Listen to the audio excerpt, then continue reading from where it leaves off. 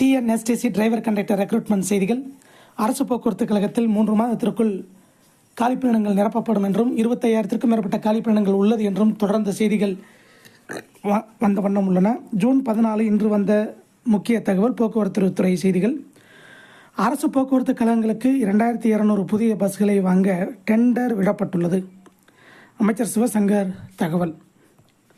தமிழக அரசு போக்குவரத்து கழகங்களுக்கு புதிதாக 2200 பஸ்களை வாங்க டெண்டர் விடப்பட்டுள்ளது என அமைச்சர் சிவசங்கர் கூறினார். கடலூர் மாவட்டம் நெய்வாசல் கிராம வெள்ளாற்றில் கடந்த 2015ஆம் ஆண்டு அதிமுக ஆட்சியில் அரசு மணல் குவாரி செயல்பட்டு வந்தது. இதே போன்ற தகவல்களை அவர் கூறிய பொழுது போக்குவரத்து துறை சம்பந்தமாக கூறிய மிக முக்கிய தகவலை பார்க்கலாம்.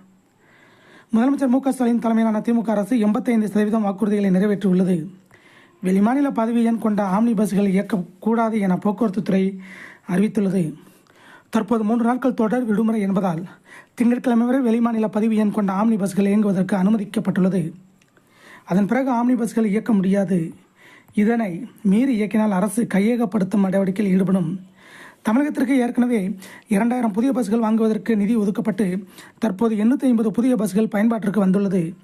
மேலும் மாதந்தோறும் 200 புதிய பஸ்கள் பயன்பாட்டிற்கு வருவதற்கு நடவடிக்கை மேற்கொள்ளப்பட்டு உள்ளது.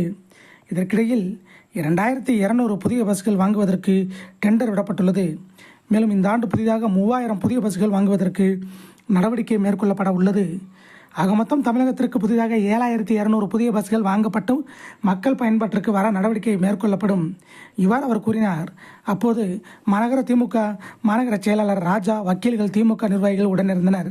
இதே போன்ற போக்குவரத்து துறை செய்திகளை உடனுக்குடன் தெரிந்து கொள்ள நம்ம சேனல் சப்ஸ்கிரைப் பண்ணுங்கள், ஷேர் பண்ணுங்கள், லைக் பண்ணுங்கள். நன்றி, வணக்கம்.